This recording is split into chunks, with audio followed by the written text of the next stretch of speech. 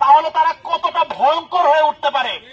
আমরা এই যে 2000 শিক্ষার্থীদের রক্ত, আহত, পঙ্গুত্ব যারা বরণ করেছে, এই বিনিময়ে আমরা যে বাংলাদেশ পেয়েছি, সেই বাংলাদেশে আবার কেউ এসে শিক্ষার্থীদের গায়ে হাত তুলবে, ছাত্র সমাজের গায়ে হাত তুলবে, তাদেরকে কমাবে, সেইটা দেখার জন্য না। আমরা স্পষ্ট করে বলে দিতে চাই, পৃথিবীর অন্যতম শক্তিশালী স্বৈরশাসক শেখ হাসিনাকে মাত্র 36 দিনে আমরা বিদায় করেছি। ছাত্রদল নামক এই সন্ত্রাসী গোষ্ঠীকে, বিএনপি নামক এই সন্ত্রাসী গোষ্ঠীকে বিদায় করতে 36 মিনিটের সময় নেবে না ছাত্র সমাজ। আমরা খুব স্পষ্ট করে বলে দিতে চাই, আমরা জানি এই জুলাই গণ অভ্যুত্থানে বিএনপি ছাত্র দলের ভূমিকা আছে।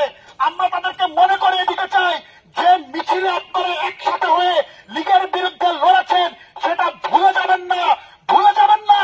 ছাত্র সমাজ যদি একত্রিত হয়ে যায়, আপনাদের কি অবস্থা হইতে পারে।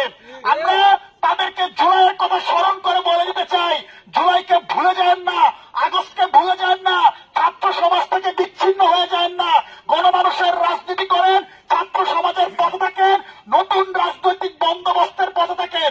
নতুন যে বাংলাদেশ আমরা গড়ার কথা বলছি, সেই নতুন বাংলাদেশ গড়ার মিছিলে আপনারা সামিল হন। অন্যথায় আমরা আপনাদেরকে এই 24-এর রাজাকার বলে চিহ্নিত করব। মাত্র 7 মাসের মধ্যেই একটি ক্ষমতালোভী দল ক্যাম্পাসের সাধারণ শিক্ষার্থীদের শিক্ষার সুস্থ পরিবেশ নষ্ট করে পেশিশক্তির রাজনীতি চর্চা করার জন্য আপনারা দেখেছেন কুয়েট ক্যাম্পাসে কিভাবে তারা তাদের ক্ষমতার চর্চার প্রথম ধাপ আজকে কিন্তু মানুষের সামনে উপস্থাপন করেছে। আজকে কুয়েটে যেই হামলা, নৃশংস হামলা করেছে জাহাঙ্গীরনগর বিশ্ববিদ্যালয়ের শিক্ষার্থীদের পক্ষ থেকে, আমরা এই নিন্দনীয় হামলার তীব্র প্রতিবাদ জানাচ্ছি। একই সাথে এই সকল দলকে আমরা বলে দিতে চাই, 7 মাস আগের ইতিহাস কিন্তু খুব বেশি দিনের ইতিহাস নয়। আপনারা যদি আপনাদের এমন ঘৃণিত রাজনৈতিক কর্মকাণ্ড আপনারা চালিয়ে রাখেন, তাহলে লীগের মতো ক্যাম্পাসগুলো থেকে আপনাদেরকে বিতাড়িত করতে আমাদের বিন্দু পরিমাণ সময় আমরা দিব না। আপনারা জানেন, আজকে কুয়েটে একটি ন্যাক্কারজনক ঘটনা, যা আমরা আজ থেকে প্রায় 6 মাস আগে বিভিন্ন বিশ্ববিদ্যালয় ক্যাম্পাসগুলোতে দেখেছি।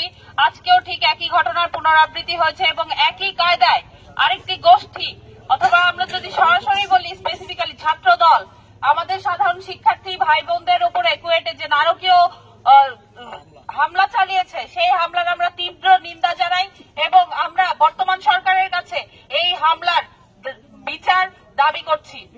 আমরা মনে করি নতুন বাংলাদেশে আমরা এখন যে নতুন রাজনৈতিক বন্দোবস্তের দিকে যাচ্ছি, বা আমরা যে নতুন বাংলাদেশের স্বপ্ন দেখছি, এই বাংলাদেশের স্বপ্নকে একটি ব্যাহত করার চেষ্টা করা হচ্ছে।